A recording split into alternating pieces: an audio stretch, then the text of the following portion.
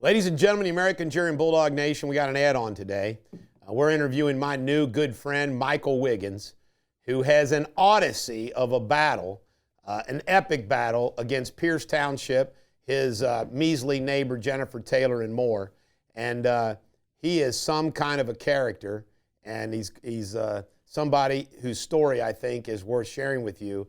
A classic example of the bureaucracy that we all have to fight and battle every single day involving government and nimrods. Mike Wiggins, good to see you, buddy. Now, Mike, let's start with this. How old are you? 67 and a half. All right. What do you do for a living? Like, what's your main gig? Own a pawn shop in Florence. Well, let's promote that pawn shop. What's the name of the pawn shop? Town Jewelry and Pawn. All right. And where do you live? Claremont County. Okay. Now, you are famous, it's a hit the news, when you put on the side of this gigantic mansion that you own all these words. Now, first off, when did you buy that mansion up on that hill in Pierce Township, Claremont County? About 4 years ago. Okay. Now, tell me the story behind how it led up to you putting all those words on that building, on that house. Well, it goes back probably 30 years ago. I tried a neighbor that was wealthy. I didn't have no money. Can't read everything I got. You can't read? No. Okay. Everything I made is with my hands. Never had no grandma or grandpa or a good friend leave me nothing. So I love to hunt. So I've been hunting since I was a little boy with my dad. And so I got some land over in Ohio, just a little bit. And to park my car and stuff, and got that. Well, a lady did some work for her. She wanted to buy me out, and I wouldn't sell. And everybody knows I love to hunt. So she went to every neighbor and had him sign this paper, thinking, well, he shot my dog and signed this paper and don't let him hunt it, I'll move. Well, you know me, I went to most of the people that signed this house, and they said, well, hell, you can hunt on my property. So it backfired on her. And this was a long time ago. It was 30 years ago. So it was all left alone. And it was just a little place. I built a little cabin, a little nice place, shoot, take my kids, hunt, shoot, fish, go. It's like having your own park, and everybody got treated with respect. Nobody was looking at somebody's girlfriend. It's like a park that you have fun to. So, and drink and have. That's really important. Nobody's looking at anybody's girlfriend. Well, that's true. It's hard to find a friend. There we go. But, okay, to get back to there. Okay, well, I moved up in the world. You know what I mean? That big mansion across the street, there was supposed to be $200 million in gold missing on that farm, and it wasn't stolen. That's now, whose house is it? Who built this house? Houseman. Judge Houseman. Judge Houseman. This is a wild story, folks. He built the house in the 1930s. It's a big old mansion. He owned gold mine in the Philippines, and when the Japanese took over the Philippines, MacArthur and Houseman fled. And there is, legend has it, that there's gold underneath this house. Go ahead. Well, I bought the house because for some, I'd lived across the street. I know it sat empty for a while, and this guy bought it cheap. So, and I was wanting to buy a farm, pawn shop's doing good. So I seen him showing the gutters and stuff, and I say, John, you selling it? I said, yeah. I said, what do you want for it? He said, $1 million. I thought, well, it cost $2.7 million to build this in 1938. Has an elevator. 9 fireplaces. It's a wild house. I've been in it. Beautiful. You showed it to me. Okay. It's an amazing home. So, well, if you do the math, you build a house right now for $50,000, or back in 1938 for $50,000. Back then, it would be worth over $800,000 now. If that house, if you did the same way, figuring or whatever, if that house cost $2.7 million, it'd be over $60 million. So I stole it. Street smart, can't read, but I bought it. But I was only doing it because I thought I knew right where this gold was at. Thought I knew right where it was at. You know what I mean? I swear I did. And so you bought it with gold in mind? Yeah. Okay. I can't afford something like that. But so it wasn't there. And I thought, oh, shit. So we looked and dug, and we found some gold, but it was fake and still wasn't what I was looking for. He had supposed to have a bunker because he had 1,300 Philippines working for him. And that's all they did is dig. And what it was, he was part owner of a gold mine in the Philippines. They was averaging 10,000 ounces of gold per month for 30 years. So, and that 200 million missing, that was at $30 an ounce. Okay. So this neighbor I'm looking for, I didn't find it, whatever. Well, I built a cabin back behind the place. I bought a sawmill because I'm hyper as a whore in church. And then I got these dozers. That's my hobby. So You built a lake? built a lake, put that in and everything. Well, me and my wife and 2 friends went deer hunting. So she sees this big buck coming down the hill. I'm bow hunting, okay? She hears me hit it and stuff. So, and it was huge and then 5 o'clock, come down, 2 other guys come down.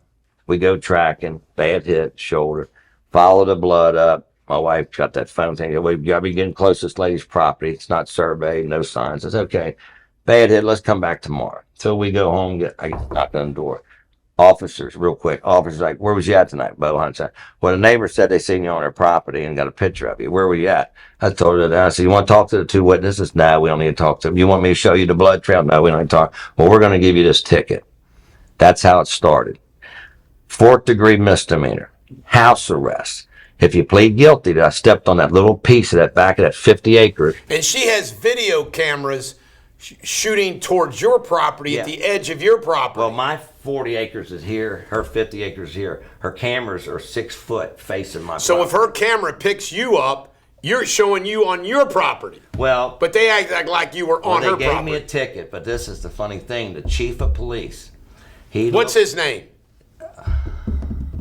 I called Brockman, Chief Brockman. I wrote it all over my house with a 9-inch roller. Okay, so he looks at the picture, the deer camera picture, and he goes, well, hell, Lisa, that ain't even Mike. Should have been dropped right then. Instead, 4th degree misdemeanor, house arrest. Now, if you plead guilty, you stepped on his property, they said you can't go to work. You ain't allowed to go to work. Well, my wife's going to be by herself in a punch. We don't care. A 4th degree misdemeanor. I've spent $30,000 on lawyers. Okay. Lawyers suck. Yeah.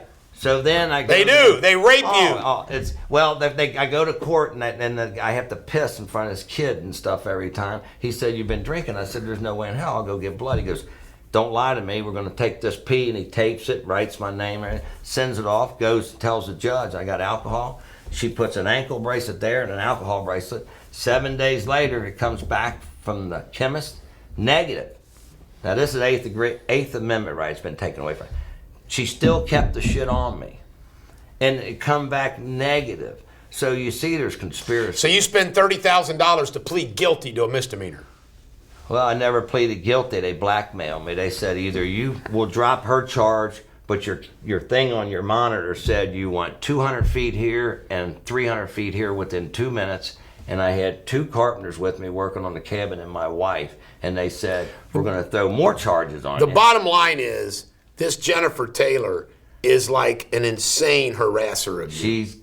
She must have a cousin or uncle that knows. Like I said, you see the trustee, they got him on camera, Channel 12, saying about me going, he's stuck in between my toenails. I'm going to stick it to him. I'm going to do everything I can to that man, and I'm the town trustee.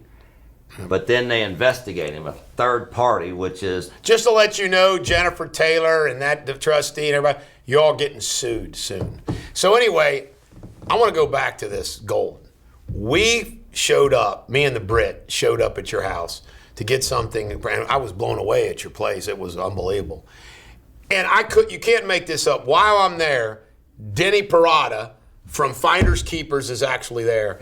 And I got to interview him in his gold search. And he swears that gold. And I said, how much gold? And he says, a Brinks truck full. I said, how much is that worth? He says, $1 billion. I said, you got to be kidding me. So he's when's he come back? He's going to come back any day now, isn't he? Well, yeah, but tell about what they're doing with the gold. What? Like digging for the gold. Tell me what's going on with the gold. Okay, well, they got a machine. I don't believe they're going to find the gold, but if they do find the gold, he's going to give me a loan. Here's the deal. You know, most state troopers they got a pretty good head on their shoulder, I think. They don't hire. Well, they drive, he's a state trooper's son. He drives a copper 3-foot rod in 50 feet that way.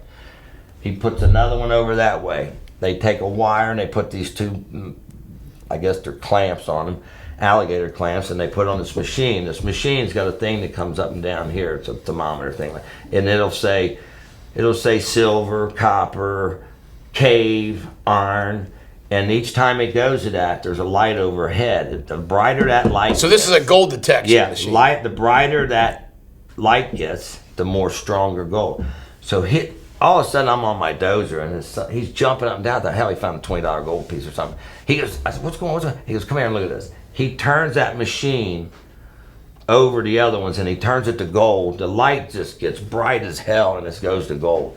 So I'm like, well, I know he can't fake this stuff and everything, but I mean, I'm going to give probably almost every bit of this gold away. St. Jude's. To me, please. Animal the Durrani cause. cause. An animal hospital. The Durrani cause. The Durrani cause. An animal hospital for dogs is free. He's already committed you don't to pay me. Nothing. And a church and whatever. And the Durrani cause, correct? Whatever you want. I want to get that on the as long as it's to a good cause, you know what I mean? Thank you.